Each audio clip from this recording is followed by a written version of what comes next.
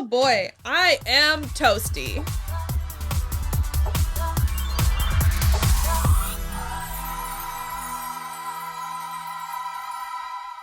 Hello, everybody. I'm Will. And I'm Kristen. And this is So I'm Watching RuPaul's Drag Race, Season 14, Episode 8. No title. No title? No Again. title yet. The Rupremes. Sure. I'll allow it. The Rupremes, the reprise. The Rupremes. The reprise. How did I fuck up my own pun? Sponsored by Sweet Tarts.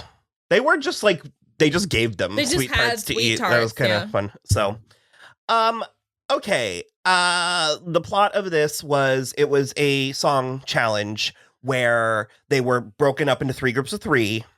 The Rupremes, the Shangrulas, and the Runettes. And they could pick their own groups, I think. Yeah. And they were given a prompt, but they then had to write, they were given a chorus. I think they were mostly given the music. I thought they had to write a verse. They had to write something, yeah. Yeah. Well, okay, probably yes, because the first one was the best one. Well, we opened up with the reading challenge, which I like the reading challenge. I know that it's fickle for you. It's not always your favorite. I kind of like this one. I was doing my makeup while it was happening, so I also wasn't looking directly at it, which helped. So I would have to watch it again in order to actually break things down. I don't really remember. I think Bosco won. I feel like Daya and Bosco were good. But Bosco won. It's always kind of interesting to see what each queen's understanding is of shade. Because, I feel like shade's one of those words that people use it, but they don't quite know what it... Because shade is supposed to be implied. I think my understanding... It's supposed to be outright mean. Yeah, it's supposed to be innuendo. Yeah. And a lot of times they'll be like, you stupid cunt. The shade of it all. And I was like, That's just a direct night. That's just a direct hit. Night. Yeah. Like, I don't know what we're doing. There's no subtext there. Like, because I mean... Even the stuff where, like, Daya, well, all of them, I guess, we're talking about how Bosco was, like, greasy with, like, frizzy hair. But there was also an implication that had been offered, like, that Bosco had said that at a certain point. But even that was, like, everything they were saying was such a direct hit that I was like, sure, it's, like, shady, but it still is such a direct hit. Well, because it's also your issue with roasting, where it's, like, proper roasting is meant to be in good fun. Yeah. And it's meant to be, which is why it's meant to be done by a friend, because the friend knows. Yeah. Like, you're both in on the joke together. Yeah. And it's like you guys would make, I don't know, fettuccine Alfredo jokes about me or whatever. Well, there was one where I said something, I'm going to cut this.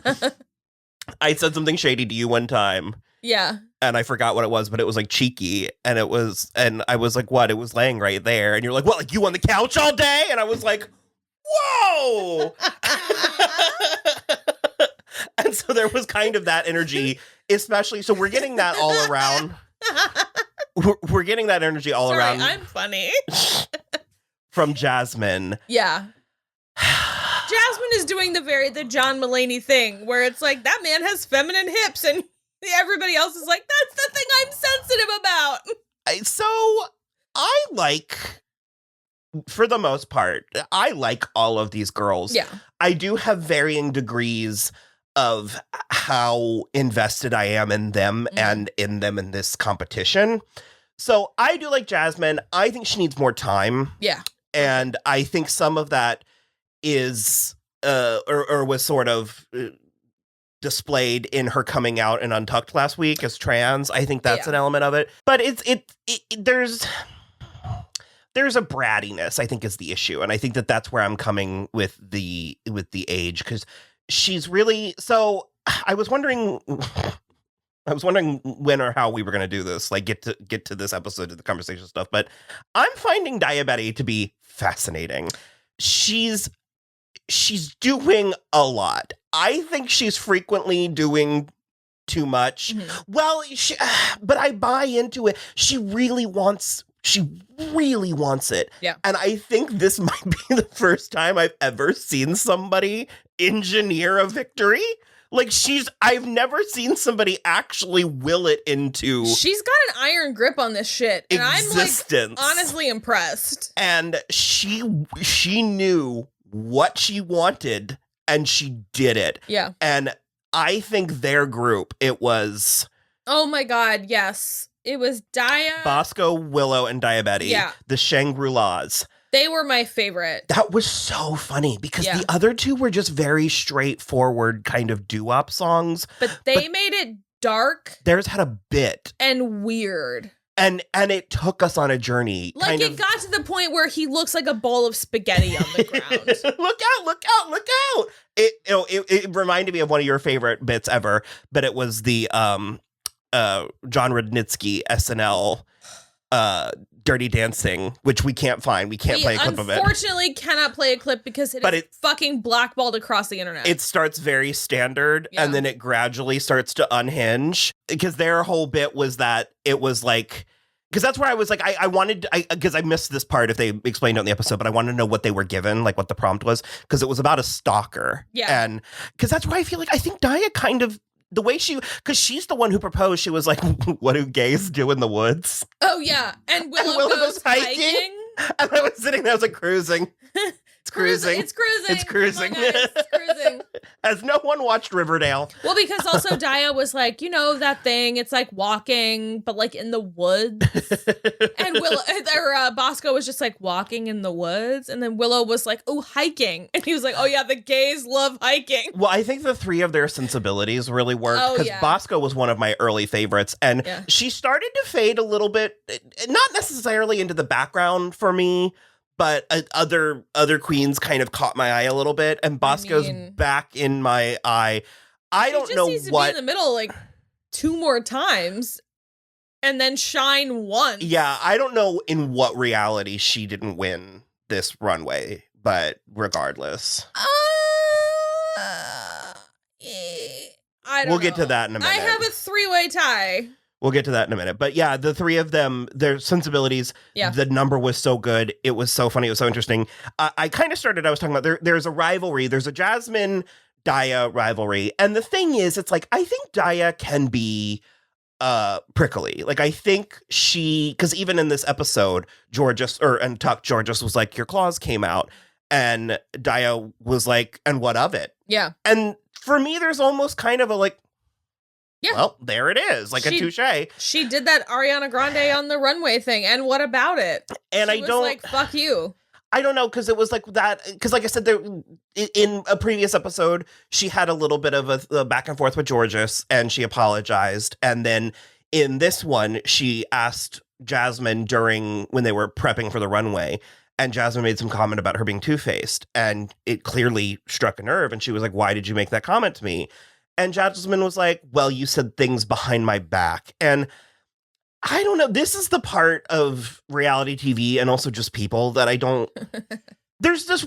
I've talked about it so much, but there's this thing where they're like, if you've got something to say it to my face. And I'm like, no, I'm not just going to walk up to every person and tell them exactly what I think of them. That's I don't insane. like your vibe, and here's why. It's just sort of like you... Because Daya was kind of like, yeah, I did say that. And I said it to you. Because another thing that I'll frequently say is I'll be like, I would tell them that, maybe not in those exact words. Right. It's also like, I mean, the talking heads are different than the runway is, than like a conversation with one other queen while you're doing your makeup. Like, it's just like all these different things are on a different level. And so if like Jasmine hears that you said something about her outfit last week to another queen, it's sort of like that was an A-B conversation. See yourself out kind of the thing. I don't know. I think and especially the way that they sort of came out of it, I think it was handled well by both parties, by Jasmine too. But it was like, I just sort of... I guess is what I'm trying to get at is I do find Daya challenging watching the show, but I always manage to stay just this side. Like she always manages, and the fact that she's actually very good at what she's doing. She's pretty good, is making her. I think she's certainly going to be a legendary figure. I'm just all there for Daya. I just don't understand. With Jasmine, I don't understand how you wore that outfit and that wig and those accessories and you said you were Aphrodite instead of Megara from Hercules specifically. Mm-hmm. Like, it does not compute for me. I thought Angeria and Carrie and Lady, well, we were, so my current frontrunner is actually, I think, Lady Camden. And they were pretending like she faded into the background in this episode. I don't know why. I don't know why we even entertained that she was in the bottom. Disagree. And Rachel was like, the only reason why she didn't stand out is because she was holding both of them up through her own two bitches up behind her. And frankly, it's like I'm not as quite into the I'm not as learned with the doo-wop kind of girl group of it all. So I liked Carrie's gospel take. It was something graspable for me that made her stand out in a way. And also, if you ask me, it was sort of more of what they were asking for her with the don't rely on pretty. I think that if she just glided through it. This is also 2 weeks in a row where she has done something that's not conventionally pretty on the runway. Mm-hmm. And I feel like she's only been punished for it. This runway, it was not my favorite, but it was not super pretty. And it was a take and it was weird and it was kind of dark, which is like a Carrie thing that we haven't seen a lot. Mm-hmm. And then we had Georges, Jasmine, and Deja, and they really didn't do much for me with this one. Although we really liked Deja's toned down makeup. Oh God, her face was so much better. It was like, and she actually did. She shone a lot more than I anticipated going into it. It was pretty good. Well, apparently she's a good singer, so and she didn't know. They had a fun conversation about girl groups. Did you have anything to add for your girl groups? Not really. I mean, the Spice Girls is sort of the Yeah. I had a girl group that I loved, and this was in like 2003, 2004. It was Sugar Babes. Oh, Sugar Babes, and they did Hole in the Head, Push the Button, Red Dress. They were English, so I wanted to shout out the Sugar Babes. But do it. Ooh, would you miss me like a hole in the head? Because I do, boy. And then Jasmine or Carrie continued. We kept getting glimpses into her growing up, and I made a comment. I was like, she's either someone who's been through therapy or desperately needs to go to therapy. I think she's been through it. I think she's at least been through like one cycle of therapy that she super needed and learned all the right words. And I do appreciate her matter of factness about so much of it. I think it's very interesting, and the way she talks about her family and her life growing up is very practical because it does inform who she is today. And so I like the fact that she can acknowledge it, but it's also sort of its own other thing. I find her very interesting in that way. The thing last week about her dad just making her leave the room because she was too feminine. And then this week when they would be in the mall and hear like a Destiny's Child song and her mom would like clap her ears like closed. What? Bonkers. Totally bonkers. It's like wild that she's as well adjusted as she is. Mm-hmm. What did you think of Rue's dress? So we were talking. I think it's you went not to the best gold dress she's worn this season. I think we were talking about it. I think you went to the bathroom, and I was like, I appreciate. Well, Rachel and I loved the wig. I appreciate that it doesn't look like something I've seen 100 times. I'm sort of relieved anytime that I'm like, okay, at least that's not the same old. But ultimately, I was kind of like, it's not 100% like that one from like 2 weeks ago, that weird peplum situation. That like pastel-y, or was that last week? The peplum thing. I didn't love that either. So then let's go through the runway. Do it.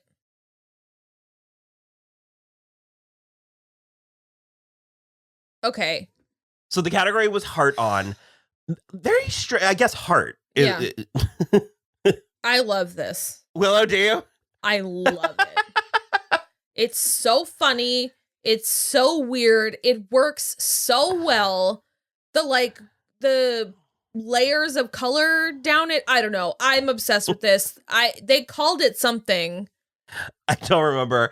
I like it fine. Oh my God, I love it. It's fine. I appreciate that I'm not like this again. Yeah. I really, really liked the hair and makeup. I liked her sort of windswept This hair. is one of my tied for 3. for the top, really? Yeah. Okay. For me. I like it. I liked it a lot. It's not, there's no reality where this is my favorite. Oh but- God, there's a real reality where it's my favorite, and which feels bonkers to me. I don't understand. This feels very classic Diabetti. Yeah. It's good. Yep. It's well done. It reminds me of what she came into this competition with and Sure. the Meet the Queens and also sort of entrance and all that. It's not completely my style, but I'm not mad at it. Yeah, it's not my style either, but I'm so glad it's not red. I do like that it's not red. I like that there's that green in there, that weird neon green. I don't know. I'm into it. I loved this so much. This is my second one. This, first of all, just that I'll Yeah. freeze frame. And then when you get the makeup, and I've said this before in one of our previous things, but I can't believe how weirdly versatile her eyebrows are.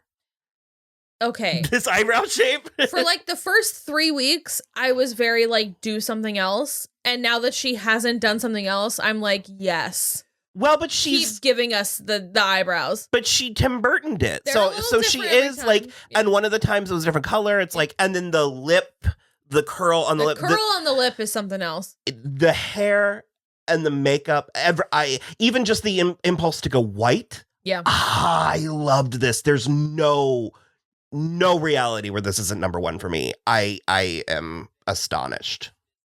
I loved this. And that's Even the all. beating. That's all before she turns around and her entire ass is out. Entire ass. This is fine. It was fine. I don't really. I mean, whatever. yeah. I don't dislike Deja. No. But I also don't. I kind of don't get how she hasn't been in the bottom yet. Well, 'Cause it all feels very safe. she peaked for me when in that one acting challenge where she was I was born at a very young age. Yeah. Mm-hmm. And I don't like being negative, so I'm just sort of like, she's fine. Mm-hmm. It's fine. She didn't embarrass herself. Okay, bitch. I like Georges. I really do. But How are you not in trouble for relying on the body yet? How? this is just sort of, I don't know. It's whatever. It doesn't look bad. She's No. amazing. She's got a great body. It looks good on her, but it's also, I am sort of shocked at the comments that they're not giving out mhm. this season. That they have, because I've been furious about similar comments in the past where I've been like, they've got the body, work it. And now it appears they have taken my advice, but it's like, I want more of a critique for that. So I actually kind of like this. I hate the wig. I don't. It's a very pageanty wig. Well, she's done it several times, so I don't know why it keeps taking me out. It's the very Crystal LaBeija, Sure. and I just I think it. So I definitely understand what you mean, because when she said I was inspired by Disney's Hercules, I thought, oh yeah, Meg. But then she specified it was Aphrodite, and Aphrodite has a very specific, that was one of the reasons why I like Disney's Hercules so much. See our episode Yeah. on or is it before we were doing video? I think it was before we were doing video. Oh, I don't remember. But I really appreciated the look of all of the gods and how they all had such a unique identity in a way that many other productions would just put them in togas, white togas. Right. So I really like the angle, but to that point, it's like, use your inspiration. Put on a fucking yellow wig. Like, Yeah. literally, the Diabetti yellow wig is more it. I guess she does have a heart on the here. Yeah. And it fit her really well. I liked the color. I just sort of, I don't know. It's the hair and the makeup. Well, the Yeah. makeup's fine, I suppose, but I just wish she went all out with it. If she were going to go Yeah. that esoteric, I wish she went all out. I just feel like sort of like paint yourself pink, bitch. Mm-hmm. What are you doing? This one doesn't do much for me. It doesn't- It's good. So it doesn't do much for me. The only thing I'll say is that I do appreciate that this was a swing in the opposite direction of where Yes. she usually is. Yes. And I like that we see that she can do that. I'm a little surprised they didn't ding on the choppiness of the wig, except for that it is choppy all the way around. Mm-hmm. So it feels like it's on purpose. And it feels like a very sort of Mars Attacks type of thing. Mm-hmm. So I like the mod nature of it, and that it's like a total left turn from normal Angeria. But other than that, I was whelmed. I thought the I Hurt You was odd. I was like, that's sort of mod. Oh, pop art. The like color blocked mod and like the choppy wig. I get it. Because I was like, by that logic, you can literally wear whatever you want and put a heart on it, and it factors into this challenge. It was a weird challenge for me. Some of these people didn't do that. I thought the chaps was gonna be weird. This is the one that's weird. This is the weirder one. Okay, Carrie. Okay. From the neck up, the hair and the makeup, I fucking love. I love this heart and the hair. I think I love what she's going for. Yes. I did not get viscera. Like, I didn't get veins or arteries. Because to me, the vibe is that she is the heart. Kind of. Yeah. Once they said that, I was like, ooh, interesting. Yeah. I wish I had gotten that from it.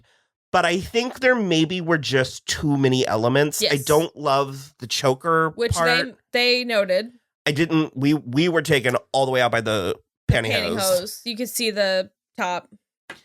There's just because it's almost giving me Elizabeth Hurley and Bedazzled. I see it, but it's not. And that's also, there were 2 egregious uses of tits in this episode, and this is number 2. Because Jasmine wore those fucking tits again in the challenge. Which you made so I wasn't really going to talk about it anymore because I didn't know. I genuinely didn't know if maybe it had to do with her gender identity that she was wearing this piece. But when she wore it in the challenge, you were like, she didn't even put a 60s, like a cone. Like a 60s bra on it. And then she wasn't wearing it. Yeah. For the challenge. Notoriously buxom Aphrodite. So I was sort of... I guess I'm on your team then. I don't want to be poking at something that is part of her gender identity and like potentially a gender dysphoria thing. But at the same time... That's what they meant. Sorry, go ahead.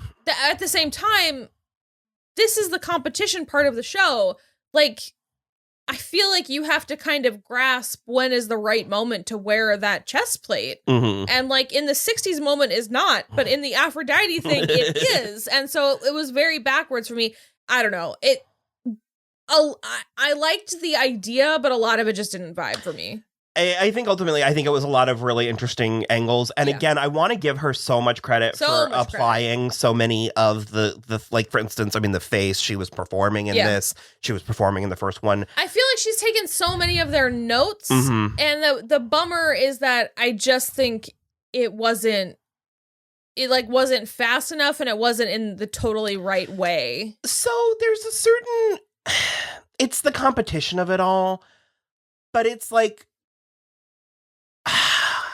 I don't know how I want to say this, and I don't even know if I feel like finishing this right now or just editing it out. The winning isn't the end all be all. I mean, obviously they want to win for the competitive nature of it. Obviously they want the prize. It's good for your career, yada, yada. But you don't have to win in order to have a career. There are plenty of people that have careers that don't win or go on to win later or whatever. And so for me with Drag Race, if I were to be, because I'm not a drag queen, but if I were to be competing on a show like this, I would just be trying to do the best me I possibly could and just sort of cross my fingers. And so in that regard, I sort of... In which case, I feel like if you get eliminated, you go out with your head held high because you're like, I was the best me I could be. And so for someone like Carrie, I don't think that there was ever a reality where she was winning this competition.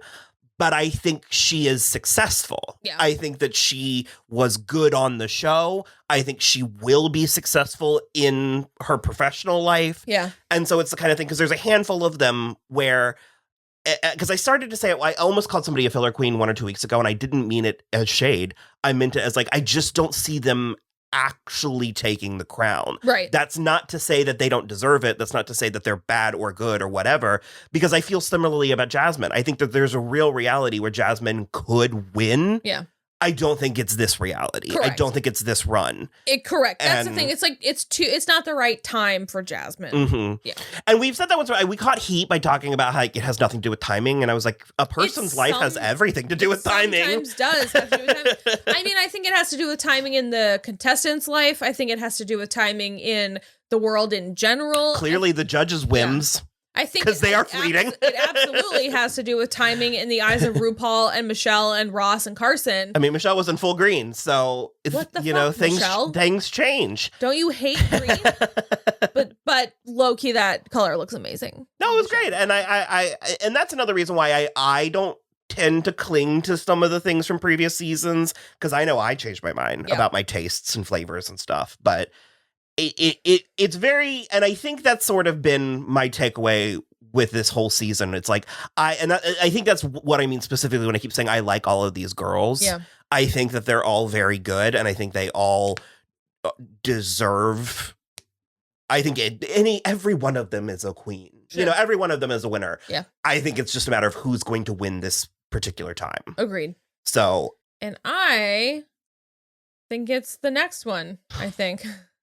Okay. Bitch. I loved this so much. This is my number 3. I loved this so much. Yes, it is a little costumey. Yes, it is a little standard. However, it is excellent at both of those things. Also, when I say this is my number 3, this is the third in my trio, my winners. Top 3. Mm-hmm. Because if I'm being honest, it's Willow, Lady Camden, and then Bosco. Okay. That's my top 3. That's my order of my top 3 for this episode. I just think she did it so well, and she looks so good. Yeah. And I think given the prompt, given the performance, given the sense of humor, the campiness and all that, I think it manages to elevate. And there's, for me, this is safe, if not top. And the fact that they were pretending this was the bottom. Well, so I don't necessarily think it was based totally on the runway. I think it was like at least 50%. Some of it, yeah. But again, because she was carrying 2 other bitches, like that makes a difference. Because she was doing so well when they were choreographing. Yeah. And it's something you said about Willow. Rachel said it, where she was like, I love how Willow holds so much close to the chest. Mm-hmm. Because Willow's like, I can dance, but also I don't want to paint that target on me. Yep. And that's a mistake so many people make where they want to show off, which relatable. Yep. But don't shoot yourself in the foot. Like, and so the fact that Lady Camden just sort of happened, it's not so much that she was the best dancer, the best choreographer, it was that she was the best leader. Yep. Do you know what I mean? 100%. Which was it was something that where Maddie shined, and that's why I was sad to lose Maddie. Yep, me when too. we did. But I think this wig, I think this hair, the off-kilter crown, the makeup, I don't know. I also love the story she told where she was like, Cupid shot herself by accident. I loved it. I don't know. Everything about there's it. like a little, because there's like a cincher underneath. Yep. I don't know. I love this. And the like gold on the eyelid with the pink on the top. I don't know. I thought it was excellent. Yeah, I really loved this. Yeah. The arrows all the way through. Yeah. They're using costumey this season. It's a factor every time. It takes me out almost every time. They'll be like, it's too costumey. And I'm like, you mean the costume that person's wearing? Guess what? When you give a prompt like this, what do you think you're asking for? This is not the type of thing where everyone's going to come out in like a polished gown. So I get very confused about. So I want there to be rules, and there are not hard and fast rules. Yeah, it's not that kind about of stuff like that. I think when they say costumey, I think is what they mean is like Party City. Because even Maddie Morphosis was like, my style of drag is elevated Party City, which is hilarious, and also just such a great thing, like a great gimmick. Vibe on its own, for sure. So the winner was Daya. Yeah, it was Daya Betty. Which I'm fine with. I'm glad she got a win. Maybe they did it just to shut her up. No, I don't know. Like I said, she challenges me. Yep. But and her performance in the singing, the actual competition was amazing, and we both liked her dress. It wasn't our favorite, but I think it was like an elevated version of what she normally does. And again, like you said, it wasn't red and white, which was really welcome. And then the bottom was Jasmine and Carrie. Yep. You know, and so that's kind of where my conversation about how maybe this just is such and such time. I don't know. Jasmine, because she kicked her shoe off and then she was losing the wig, and it was just. You had all that time during Untucked. You didn't think to fucking make sure your wig was on tight? That's mostly it. It wasn't a super intense Untucked. Willow talked a little about her medical condition and how it was sort of tough to figure out a gender identity when medically you're so stuck in a binary box. Mhm. I really liked that, the vibe of that. I think that's a really interesting conversation to have because you sort of, at a certain point, you have to really, you just have to pick between two genders, essentially, when we've come to find out that, or come to realize, I guess, that there's everything in between. Why should you have to pick just one if you don't really feel it? Yeah, I find it interesting. I'm curious to see. I don't have much skin in this game. Yeah. So I'm curious to see to what end, where this is all going to go. You mean generally, like the picture? Conversation, because it's like it's. I don't have any issue with it. I'll call somebody whatever. I mean, a person deserves the pronouns. Yeah, respect and all that. I'll call someone whatever they ask. But there are parts to me where I'm curious to see, like I said, where it all goes. Are we going to a Broad City place where we're going to be all caramel and queer? Do you know what I mean? Like, are we kind of getting to that? I'm curious to see what is actually going to come of. Yeah, I'm really interested. And like, I know that I can't really because it, well, I mean, you could with the right person, depending on who's like open enough. But it's like, I think that there's a lot, because I have never questioned that about myself. And so I feel a tendency in myself to want to ask questions that are going to be over a line. And I want there to be a place where I can learn. You fear saying something ignorant, right? Because you're coming from a place of ignorance. Yeah, because I'm curious. I'm like genuinely curious, and I want to know, but I don't want to ask the question. That's and just that offensive. I mean, when Willow threw down the word medical, all three of us were like, Rachel was like, "That's something I never even considered." 100%. Like how I would feel about my body if I had medical issues that were so intrinsically tied to 100%. So I find it very interesting, and like I said, I stand by my. I'm very interested to see where this leads, where we go in this long evolving conversation. 100%. Lady Camden is my dark horse at this point. I don't even think she's a dark horse. I think she's, well, according to this episode. Well, everyone's according to the rankings here. Everyone's entitled to a bad day. I think again, though, it was. This was. What? I don't think this was a bad day for her. Well, because she was lifting up the other two, I think it was. So we'll see. So, all right. Well, hopefully you had fun, and like and subscribe, and check back next week. I'll do it all again. Bye.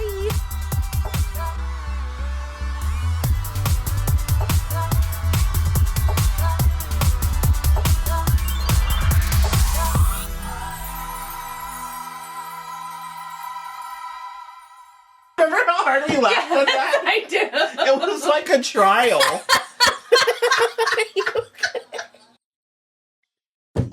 It was really funny. It was like a trial for something, and there were like groupies that were heckling her. Yeah. I don't know that I've ever heard you cackle. It's happened because it starts to hurt my throat. It sounds painful. I have to go even deeper. She just screamed,